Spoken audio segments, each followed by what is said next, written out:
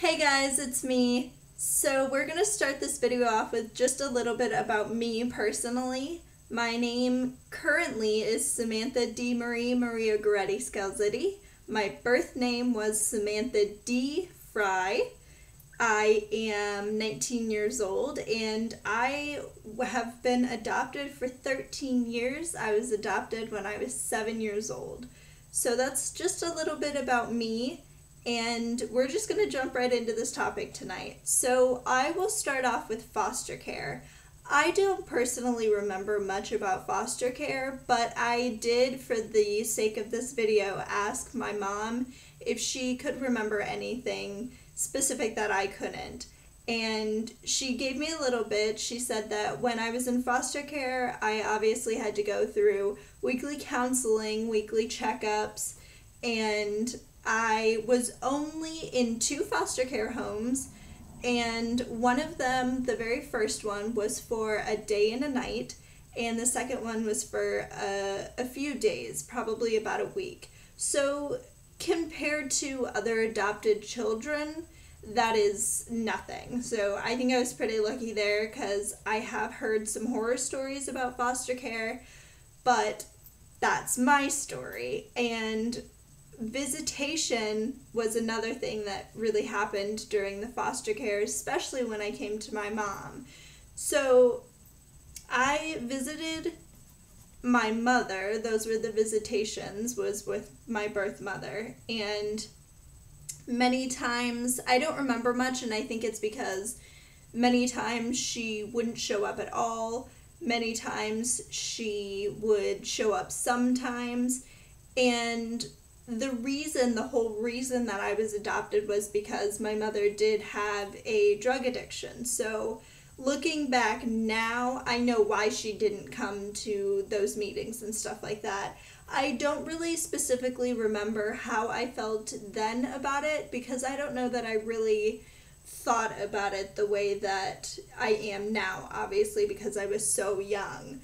So that isn't totally, much of a story there, per se.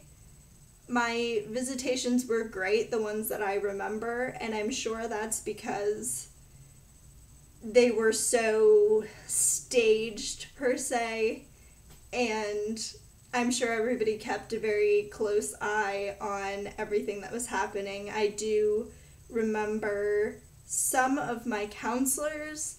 I actually am still in contact with my guardian ad litem, but my mom, will do another video with my mom and she'll tell you all about the horrors of everything dealing with the state. I'm sure it's crazy. But for now, we'll talk about actually meeting my mom.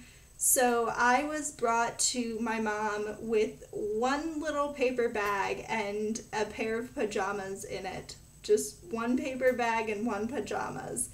And, of course, seeing that, my mom really had to know what was going on, especially because she got a call, obviously. And the very interesting thing about it was she was not supposed to be a foster care, person anymore. She wanted out because she had just gotten done with one person and she said that was enough, that was good. And the state called her and said, we just have one little girl. If you could just take her for at least even a night. It's just an emergency placement until we can find her somewhere else. So, of course, my mom, being the kind-hearted woman she is, said, yes, of course, no problem. And when I arrived, it was like meeting another person, and I don't remember much about my feelings, but I think that I was happy.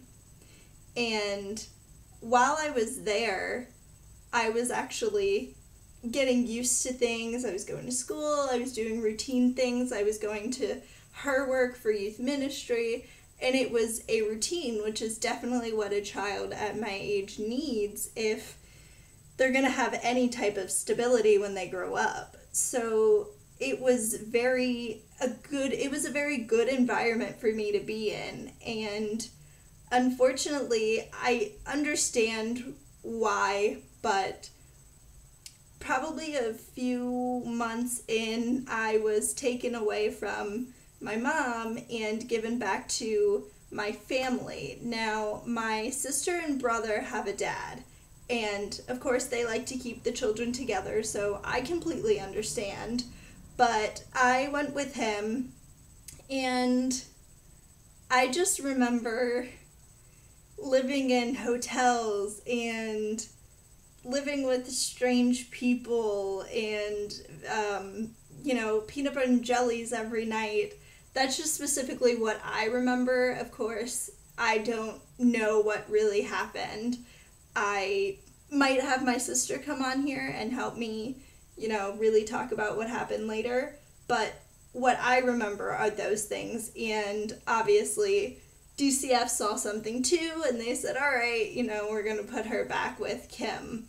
So then I was back here, and that's, I think, really when my life actually began. I had so many opportunities. I was in theater, I went places, I had people and things that were mine and that weren't going to leave.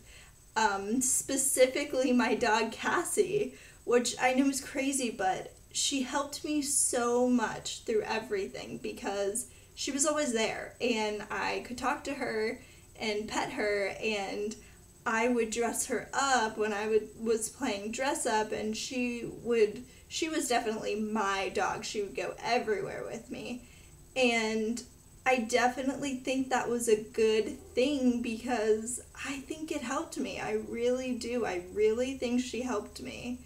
So that's my story right now. Of course, it's not done, but that is the video currently, and I will do next time a little bit about my preteen years, and hopefully you guys stay tuned. Thank you so much for all your support, for all the views, and for all my subscribers. You have no idea how much this means to me, and I really hope that it touches your hearts, and you quite possibly might know somebody who is being adopted, is adopted, wants to adopt, someone that you can share this video with, or share my channel with per se, and I can really help them because that is definitely what I want to do. So my email will be in the description box. If you want to email me or you have somebody else who would like to email me, go ahead and give them my number. I really want this thing to help as many people as I possibly can. So if you know anyone, or if you're watching as a personal, adopted child, I would love to hear from you. Again, thank you so, so much. You have no idea how much this means to me. And I will see you next Friday. Thanks, guys. Bye.